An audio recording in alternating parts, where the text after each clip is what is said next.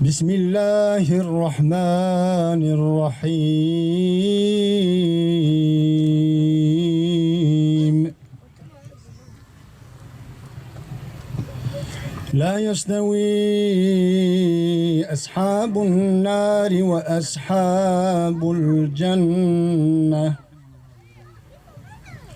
Ashabul cenneti humul faizun.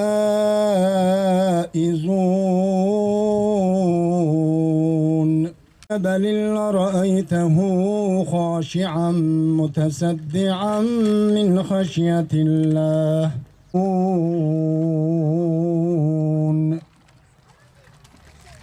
الفاتحة. 1949 yılında Suruc'un Ramel köyünde dünyaya gelen Molla Şükrü Yavuz hem hafız, hem alim, hem şair, hem de 4 dil bilen ender alimlerdendi. Şehit gibi yaşayıp şehit gibi öldüler. Sözün vücut bulmuş haliydiler. Ve atlarında şehadete susamış binlerce çiçek yetiştirdiler. Her asırda Allah için, iman için, din için, Kur'an için mücadele eden, ömürlerini tüketen ve bu uğurda canlarını feda eden azizler de olmuştur.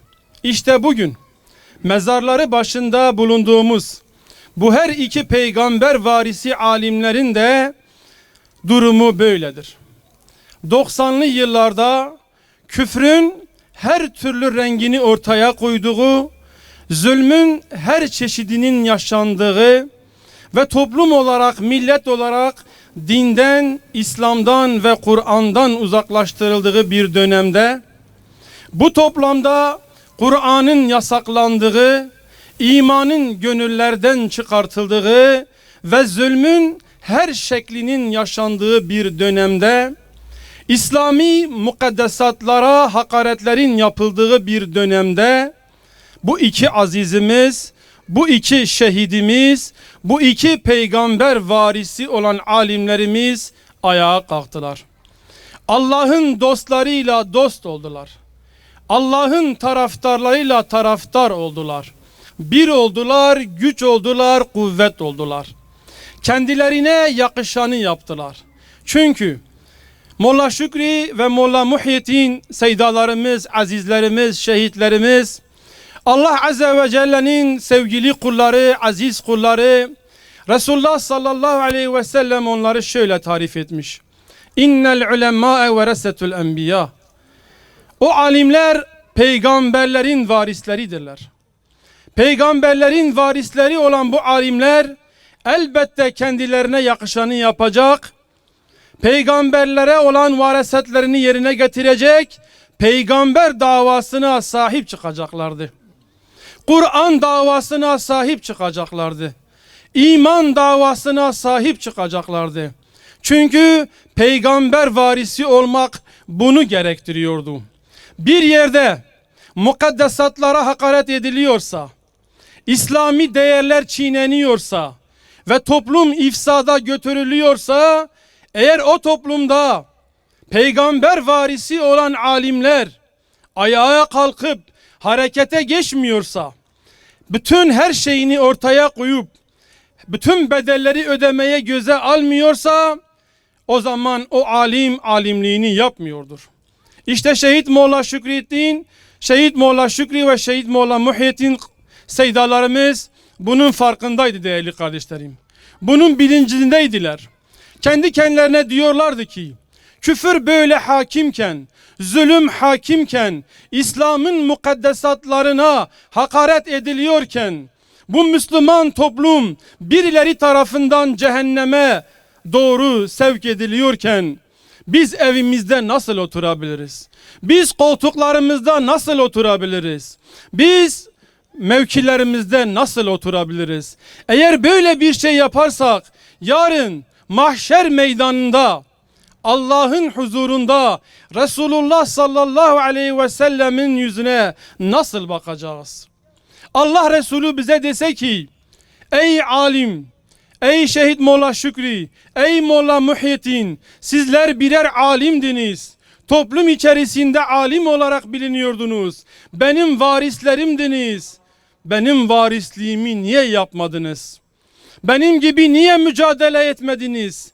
Benim gibi niye bu uğurda can vermediniz dese biz ne yapacağız? Biz Allah Resulü'nün yüzüne nasıl bakacağız? İşte böyle bir duruma düşmemek için değerli kardeşlerim, kendilerine yakışanı yaptılar, dik durdular, zulme karşı dik durdular. Defalarca tehdit edilmelerine rağmen, dönemin zalimleri, dönemin müstekbirleri, dönemin mürted örgütleri tarafından defalarca tehdit edilmelerine rağmen dik durmayı becerebildiler. Onları ayakta tutan imanlarıydı. Onların dik duruşları onların imanlarıydı. Allah ve Resulüne olan imanlarıydı. Allah ve Resulüne olan sevgileriydi. Ve şehadet makamına olan inançlarıydı. Kıymetli kardeşlerim, dünya kurulduğu günden beri, insanlık yaratıldığından beri şehadet mektebi açılmıştır. Bu şehadet mektebinin ilk talebesi Hazreti Habil'dir. Bu şehadet mektebinin talebesi Hazreti Zekeriya ve Hazreti Yahya'dır. Bu şehadet mektebinin talebesi gün geldi, Hazreti Hamza oldu, Hazreti Mus'ab oldu. Bu şehadet mektebinin talebesi gün geldi, Seyyid-i Şüheda, Hazreti Hüseyin ve yarenleri oldu. Bu şehadet mektebinin öğrencileri gün geldi, Abdüselam oldu, Ahmet oldu, Hüseyinler oldu, Salahaddinler oldu. Şehit Molla Şükriler oldu, Molla Muhyiddinler oldu. Bu mektebin aziz öğretmenleri, aziz öğrencileri, aziz talebeleri gün geldi Yasin oldu, Aytaç oldu, Riyad oldu. Ve bu mektebin öğrencileri gün geldi Ahmet Yasin oldu, Rantisi oldu, İsmail Heniye oldu. Bu mektebin öğrencileri gün geldi Seyyid Hasan Nasrallah oldu. Molla Şükrü ve Molla Muhyiddin İslami kimliğinden dolayı defalarca tehdit edilmiş, İslami çalışmaları nedeniyle kendilerine yönelik tehditler daha da artmıştı. Allah'ın dininin yeryüzüne hakim olmasını arzulayan Molla Şükrü, Molla Muhyiddin gittikleri her yerde İslam'ı anlattıklarından ve çalışmalarıyla halk üzerinde etkili olduğundan İslam ve Kur'an düşmanları onları karalamak ve itibarını zedelemek için türlü iftiralara başvurdular. Şimdi de şehidimizin bu kutlu sevdaya olan bağlılığını ve bu uğurda canını feda etmesini ve yine bu yolda ne cefalar çektiğini kardeşi Hacı Halil Yavuz abi'den dileyelim.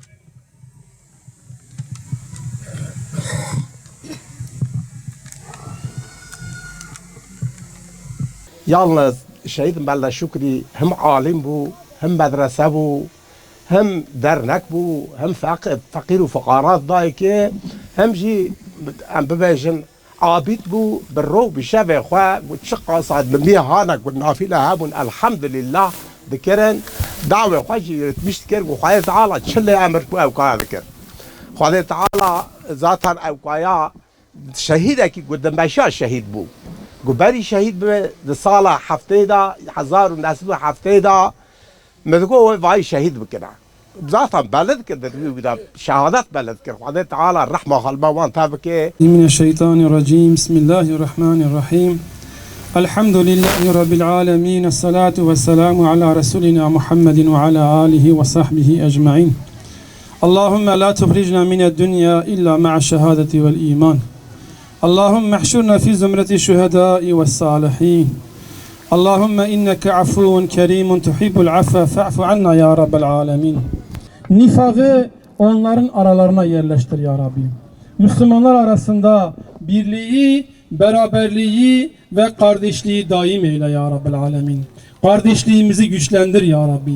Birbirimize sahip çıkmayı bizlere nasip eyle ya Rabbim. Bizleri küfrün ve zulmün oyunlarına gelen değil, küfrün ve zulmün karşısında durup İslam kardeşliğini tesis edenlerden eyle ya Rabbi alemin. Dünyanın neresinde olursa olsun mücadele veren tüm azizlerimize tüm kardeşlerimize sahip çıkabilmeyi bizlere nasip eyle ya Rabbel Alemin. Amin. Velhamdülillahi Rabbil Alemin. El Fatiha. Vamos